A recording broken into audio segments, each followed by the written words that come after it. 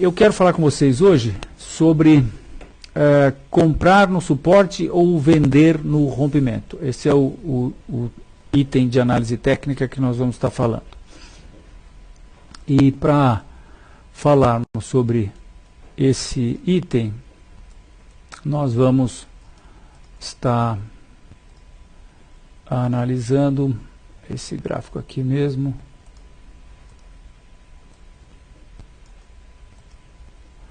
E eu vou pegar um ativo que eu sei que andou numa faixa de oscilação, que é Usiminas. Então nós vamos pegar aqui a nossa tela de cotações, eu vou ordenar por setores, eu vou aqui em materiais básicos, em Usiminas 5, e aqui eu já tenho meu gráfico de Usiminas 5, aqui é o 15 minutos, e aqui também é outro 15 minutos.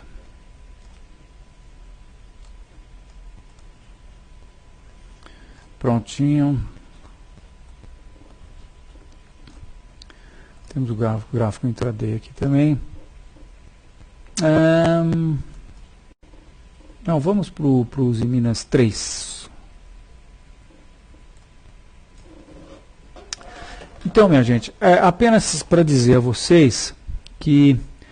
quero comentar sobre um aspecto que nós tivemos conversando muito essa semana nas nossas análises, que é justamente sobre Usiminas 3 e Usiminas 3, que é esse gráfico aqui, e Usiminas 5, a ON e a PN. A gente consegue constatar que do fundo do subprime até o topo desse mês, houve uma diferença na Usiminas 3 de 495%. E na Usiminas 5, nós temos uma diferença do fundo do subprime até o topo de 410%. As duas subiram bastante a partir do fundo do subprime, mas a diferença está no fato de que, por um lado, Usiminas 5, que é esse gráfico que eu estou mostrando, rompeu esse importantíssimo nível de suporte hoje, e isso também tem a ver com o que nós vamos estar falando, né? Esse é o nível de suporte, esse é o nível mais importante de suporte. Esse nível foi rompido, par de cal. Ontem um gap, o mercado rompe, hoje um outro gap, o mercado fecha próximo das mínimas do dia. Nós entendemos que a amplitude dessa última perna vai ser colocada para baixo a partir desse topo. Os preços estão caminhando rapidamente aí para R$15. Não dá mais para a gente pensar em fazer uma operação de venda, porque o stop está muito longe, né? Ontem nós ficamos um bom tempo resolvendo se iríamos recomendar a venda desse ativo para o fundo ou não. Acabamos não recomendando, mas acabamos recomendando outras ações. Mas o ponto que eu quero explorar com vocês bem, o que eu queria comentar é o fato de que, por uma questão que nós entendemos ser temporal, a ação PN de Usiminas está muito mais barata do que a ação ON. Então nós entendemos ser uma oportunidade a venda dessa ação ON, porque eu mostrei a vocês que a ação PN está rompendo esse fundo aqui, enquanto a ação PN está aqui em cima ainda, né? Essa, na verdade, era a operação que nós estávamos estudando, né? Stop acima desse nível aqui e objetivo aqui. Mas então estamos usando essa faixa de oscilação para dizer que, e aqui nós temos um exemplo muito clássico, né? Para mostrar para vocês o drama do analista técnico, que é, à medida que um nível desse é rompido, o que fazer? Comprar no rompimento de uma resistência ou não? Bem, nós aqui na Constop procuramos administrar essa questão, em primeiro lugar, perdão, em primeiro lugar, dando um alt no gráfico e tentando entender qual é o viés do processo. Vocês que têm nos acompanhado aqui da Quinta Técnica sabem que o nosso viés para o mercado é um viés de baixa. Então, se nós, através de várias técnicas de análise, eu já mostrei várias para vocês, né? Reta, suporte, rompida, falha em estabelecer topo, enfim, teoria de Elliott, que nos diz que nós tivemos apenas um movimento de baixa, depois de toda essa alta, nós tivemos um movimento de baixa que nós entendemos ser a onda A, entendemos que isso é a onda B, que vamos ter a onda C ainda, né? Então, em função disso, principalmente em função disso, quando um nível como esse é rompido, a gente não tem muita vontade de comprar, até porque quando a gente compra nesse rompimento, minha gente, normalmente o stop está longe. Nesse caso aqui, se a gente fosse esperar o fechamento, vejam, o stop ia estar a 16% de distância. Mas, antes de falar isso, na verdade, eu quero dizer a vocês que uma acumulação é uma oportunidade que a gente tem, né? É uma oportunidade que a gente tem de operar. E, assim como quando nós vamos pensar em pescar num rio, a gente naturalmente vai para uma das bordas do rio para pescar. A gente não costuma pescar no meio do rio. Então, se a gente imaginar que esse processo é um rio, a hora do analista técnico dar o seu bote e colocar a sua posição é quando os preços estão próximos das extremidades, quando os preços estão próximos das margens. É aqui que nós temos que resolver, o analista técnico tem que fazer uma decisão importante, que é de que se ele vai esperar que um nível de resistência como esse se rompa para comprar, ou se ele vai pensar em vender na proximidade da resistência, ou até quando acontece o chamado bull trap. São 3 as possibilidades de nós operarmos com níveis de suporte e resistência. Por exemplo, vamos falar de nível de resistência. A gente pode pensar em comprar se o nível de resistência é rompido, é penetrado, não é? Essa é a situação menos interessante porque o stop está muito longo. E as outras 2 situações é a gente pensar em vender quando os preços se aproximam de um nível de resistência. Nos cursos que a gente faz periodicamente, eu costumo dizer que a gente tem que esperar primeiro o mercado nos dizer que está encontrando a resistência e depois a gente tem que esperar ainda ter um pouco mais de paciência, conter um pouco mais a nossa ansiedade, porque uma coisa muito comum ao trader é que ele fica ansioso para fazer as suas posições. Nós aqui que operamos seguindo o método Constop, onde as nossas perdas não são maiores do que 0,35, né? A gente no método vincula a perda máxima por operação e por mês ao que nós queremos o que nós queremos da bolsa em termos de taxa de rentabilidade anual. Nós queremos 18% ao ano, para isso nós precisamos ganhar 1,39 ao mês, e em função disso nós não perdemos mais do que 1,39, ou seja, a gente limita o nosso risco por mês a 1,39. E a gente também limita o nosso risco por operação a 1/4 de 1,39, que é 0,35. Porque, na verdade, cada operação que a gente faz, a gente vai atrás de ganhar 1,39, que é o que a gente precisa ganhar por mês para chegar nos 18% ao ano, que é a nossa meta.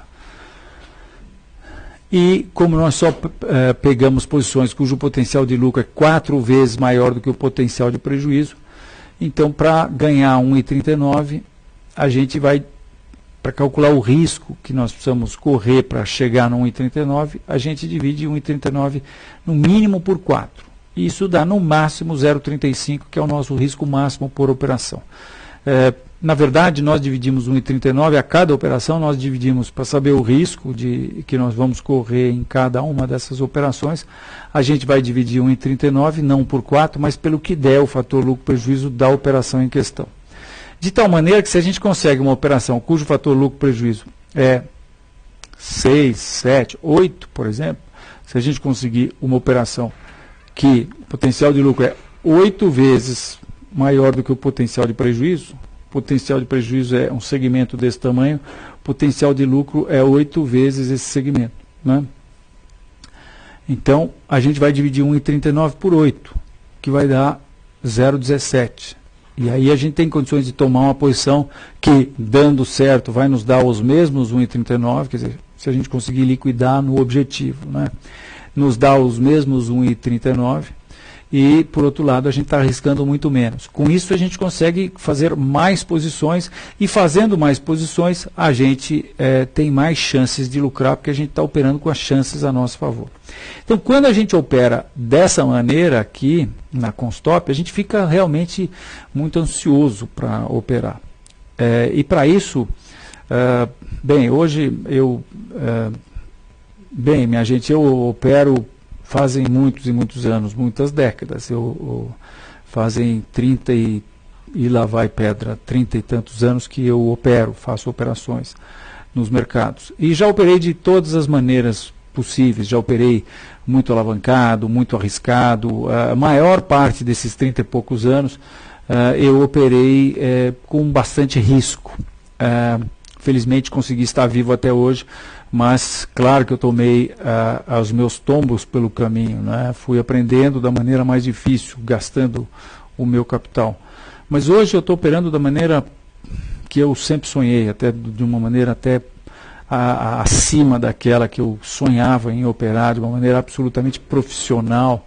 E o que nós temos aqui, que é muito legal, é que a nossa equipe de analistas, nós somos em 5 analistas, eu, o Felipe, meu filho, e o Douglas Magalhães Júnior, que é nosso sócio na Constop, e mais 2 analistas que estão conosco, que são o Tiago e o Maurício.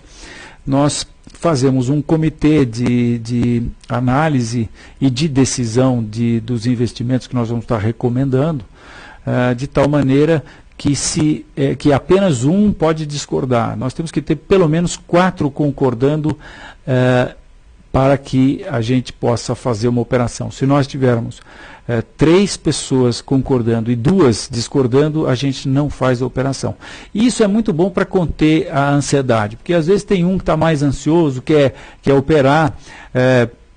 Muitas vezes eu até confesso, eu tenho bastante ansiedade, porque eu acho que talvez a minha maior experiência de análise técnica me possibilite enxergar coisas que vão acontecer um pouco antes dos outros, que não têm tanta experiência. Isso, eventualmente, pode ser uma qualidade ou um defeito, né? Eu quero crer que hoje é uma qualidade, mas às vezes é uma qualidade porque quando usada com um sistema de administração de risco, porque antigamente era um defeito muito grande, porque se você enxerga a posição indo para baixo um pouco antes do timing certo, e se você tomar uma posição muito grande, eventualmente o mercado não está na hora certa e vai bater seu stop que está próximo e vai fazer você ter um prejuízo, e isso vai minar sua confiança, e você eventualmente, quando o mercado vai de fato, você não tem mais dinheiro, você não tem mais energia para assumir aquela posição, né? Mas quando você combina esse processo de eventualmente conseguir visualizar o mercado um pouco antes com um rigoroso controle de risco, você vai estar lá sempre e vai ter sempre a energia para assumir essas posições, não é? Então, essa é a maneira com a qual a gente opera. Mas voltando para a nossa explicação, então, quando os preços se aproximam de um nível de resistência, nesse caso, como eu mostrei para vocês, nós estávamos com um viés de baixa, então nós não estávamos pensando em comprar, por exemplo, nesse rompimento de resistência. E também não estivemos pensando em comprar nesse outro rompimento de resistência. Então, nos resta as outras duas estratégias operacionais com níveis de resistência, que são vender na proximidade da resistência, quando muitas vezes o mercado se aproxima de uma resistência e aí tem uma formação de candlestick no nível abaixo do nível de resistência. Ou, após o rompimento, a gente espera o chamado bull trap, ou a armadilha para os comprados. Ou seja, essas duas situações são próximas. Nós precisamos que os mercados estejam ou abaixo de uma resistência, ou próximos de uma resistência, ou tenham acabado de romper uma resistência, e aí nos deem uma indicação de baixa através de uma formação de candlestick.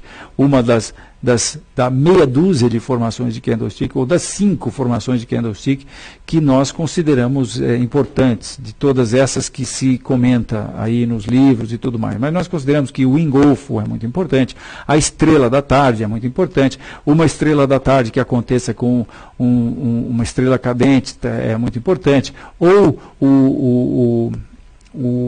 a nuvem negra e também o harami. Essas 5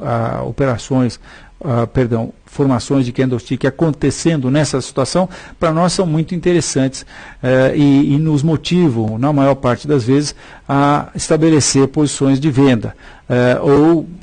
Se nós invertermos o raciocínio, estabelecer posições de compra quando um nível de suporte é rompido, e daí essas formações ao contrário, né? E eu quero dizer a vocês que nós preferimos, de uma maneira geral, ao invés de estabelecer a posição no rompimento de resistência ou no rompimento de suporte, nós preferimos muito mais estabelecer as nossas posições na proximidade da resistência, ou seja, vender na proximidade da resistência e, melhor ainda, vender no bull trap, na armadilha dos comprados ou na armadilha dos vendidos. E isso, minha gente, porque ao fazer isso, nós conseguimos, na maior parte das vezes, ter um stop muito próximo do nosso preço, do preço em que nós operamos. E com isso a gente tem aquela relação lucro-prejuízo aumentada e, consequentemente, a gente tem, nós temos condições de fazer posições menores. Uma outra vantagem de nós termos stops próximos é que a gente pode ser mais pessimista no objetivo. Ou seja, a gente consegue operações, às vezes de 5, 6 a 1, em termos de fator de lucro-prejuízo. Vejam, se o stop é muito próximo, vamos botar números nisso. Imagine que nós estamos vendendo um ativo numa resistência e conseguimos colocar o stop a 2% de distância. Vamos ver aqui no gráfico, por exemplo, a que distância nós teríamos conseguido colocar se nós tivéssemos aproveitado esse engolfo que aconteceu em Usiminas 3, a Usiminas ON, no dia 23 de março passado.